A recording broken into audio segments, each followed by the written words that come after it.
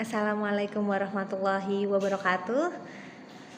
Bagaimana kabarnya untuk anak-anakku mahasiswa semester 3?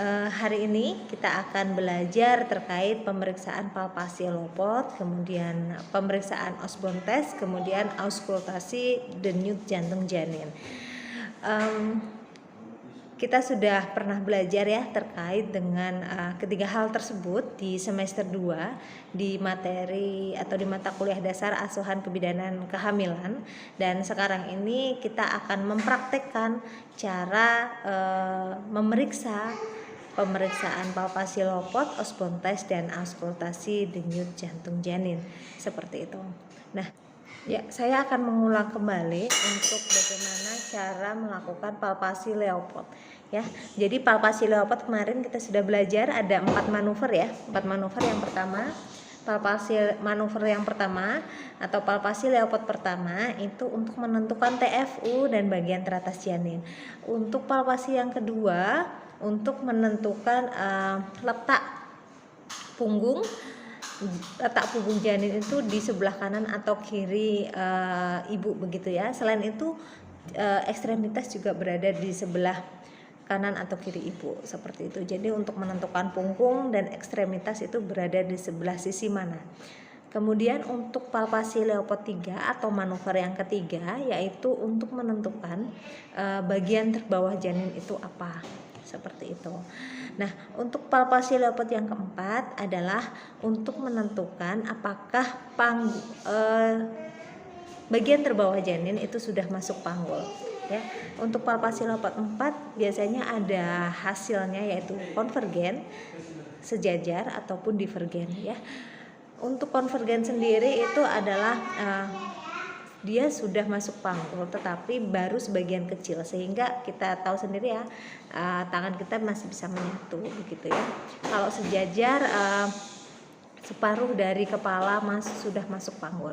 Tapi kalau divergen itu kepala sudah sebagian besar masuk panggul. Jadi kalau kita cek di palpasi Leopold 4, tangan kita akan seperti ini begitu ya. Nanti kita akan praktekkan.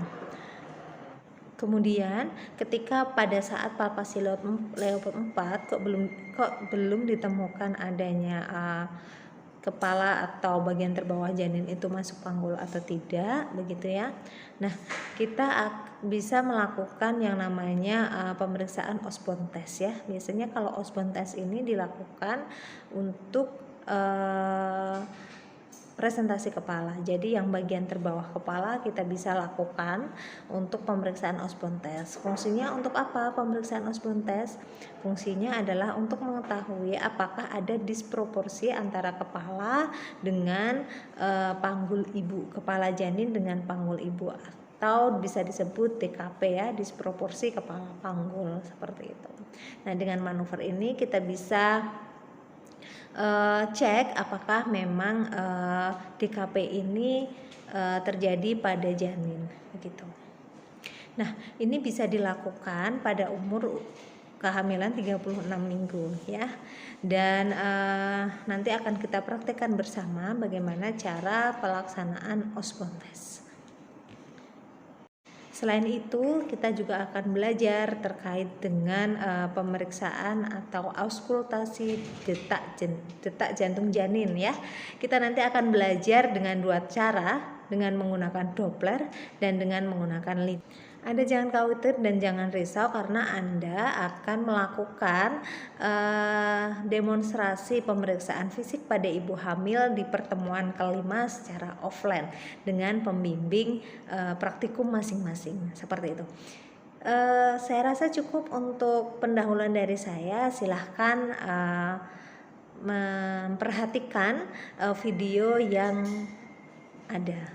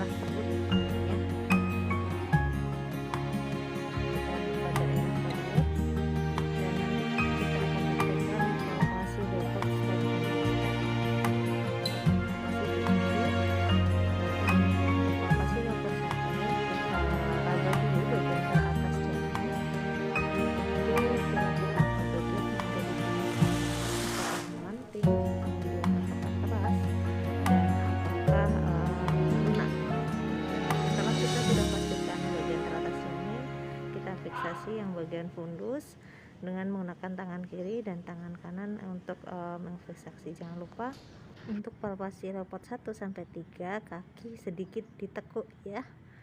Kemudian kita lakukan palpasi leopard yang kedua. Palpasi leopard ketiga untuk menentukan ekstremitas dan punggung janin. Kita raba bagian kanan dulu, bagian terjauh dulu. Kita raba, kita tentukan apakah dia punggung ataupun ekstremitas. Kemudian untuk memastikan kita raba sebelah kiri. Jangan lupa dicatat untuk hasil pemeriksaan palpasi leopard 2. Setelah itu kita lakukan pemeriksaan palpasi leopard 3. Kita tentukan bagian terbawah janin apa dengan mencari dengan menggunakan tangan kanan kita goyangkan apakah melenting, keras ataupun bahkan lunak begitu ya. Jadi kita tentukan kepala ataupun bokong atau bagian yang lain di bawah. Untuk palpasi leopard yang keempat adalah untuk menentukan apakah kepala sudah atau bagian terbawah janin sudah masuk panggul atau belum. Di sini ada 3 hasil ya. Bagian terbawah itu konvergen, divergen ataupun sejajar dengan panggul. Sekarang kita akan melakukan auskultasi denyut jantung janin. Suara yang paling terdengar dan paling terdengar keras itu adalah di punktum maksimum, di mana itu kita bisa menemukan di daerah punggung janin. Jadi ketika palpasi leopard 2 kita bisa menentukan punggung, kita bisa langsung sebenarnya untuk melakukan auskultasi detak jantung janin. Kebetulan punktum maksimumnya tepat berada di sebelah kanan ibu. Kita bisa menggunakan linek ataupun Doppler. Sekarang kita menggunakan linek. Dalam menggunakan linek ini sebenarnya penuh ketelitian ya, ketelitian dalam mendengar terutama ya, karena kita harus bisa membedakan apakah itu detak jantung janin ataukah suara nadi ibu yang peredaran darah ibu yang berada di daerah abdomen begitu. Makanya untuk bisa memastikan kita harus juga ngecek di nadi ibu. Jika DJJ yang didengar di telinga dengan nadi ibu detaknya berbeda, berarti itu sudah bisa dipastikan itu DJJ. Kita hitung sampai 60 detik. Nah, di situ kita bisa pastikan DJJ-nya berapa. Untuk percobaan yang lain atau alat yang digunakan yang lain yaitu kita dengan menggunakan Doppler, kita butuh gel untuk transmitternya ya, dan kita butuh alat Doppler ini kita harus hidupkan dulu, pastikan baterainya full charge supaya hasilnya optimal. Kita juga menilai DJJ dengan Doppler itu juga terletak di punktum maksimumnya ya, dan kita bisa melihat DJJ secara langsung berapa detak jantung janinnya di layar Doppler. Mohon maaf di video tidak terlihat ya. Besok pada saat praktik Anda bisa mencoba sendiri nanti. Setelah sudah dipastikan suara benar-benar DJJ dan bukan bising usus dan nilainya sudah keluar, kita sudah bisa membersihkan ibu dengan menggunakan tisu bekas gelnya tadi. Sekarang kita lakukan pengukuran tinggi fundus uteri dengan metode McDonald ya. Kita pakai alat yang namanya Metlin ya. Pastikan kita sudah menemukan fundus. Jadi ini bisa dilakukan bersamaan pada saat palpasi leopard yang pertama tadi. Pastikan kita mengukurnya yang titik 0 dari Metlinnya itu berada di simfisis, kemudian ditarik di fundus sehingga kita bisa menemukan berapa senti tinggi fundus uteri. Jangan lupa setelah melakukan pemeriksaan daerah perut, kita tutup perut ibu dan kita lanjutkan ke pemeriksaan fisik yang lain. Sekarang kita melakukan pemeriksaan panggul. Pemeriksaan panggul ini dilakukan untuk menentukan apakah panggul ibu itu normal atau tidak, apakah akan terjadi disproporsi kepala panggul. Nah, itu salah satu caranya adalah melakukan pengukuran panggul luar dan panggul dalam. Nah, kali ini kita akan mempraktekkan pengukuran panggul luar. Kita menggunakan jangka panggul dan Metlin untuk pengukuran panggul luar. Langkah pertama adalah mengukur distansia spinarum, adalah untuk mengukur jarak antara spina iliaca anterior superior kanan dan kiri. Kita cek ukurannya apakah normal atau tidak. Kemudian kita naik ke atas untuk mengukur distansia cristarum, ya, untuk mengukur crista iliaca kanan dan kiri, ya. Biasanya letaknya itu bukan biasanya, memang letaknya lebih atas ya daripada sias, begitu. Kemudian setelah itu kita ukur bodelok, yaitu dari simfisis pubis menuju ke lumbal 5, ya. Kita posisikan miring seperti ini, ya. Jangan lupa untuk dicatat semua hasil pengukuran. Selanjutnya adalah pengukuran panggul luar. Kita menggunakan metrin, ya. Kita cari simfisisnya, kemudian melingkar melewati lumbal kelima, melingkar dan bertemu lagi ke simfisis pubis.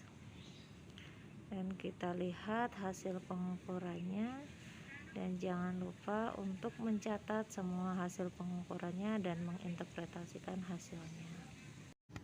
Setelah menyimak video ini, silakan untuk didiskusikan dengan pembimbing praktikum kalian masing-masing, ya, sehingga Anda bisa lebih memahami untuk kegiatan praktikum hari ini. Terima kasih. Wassalamualaikum.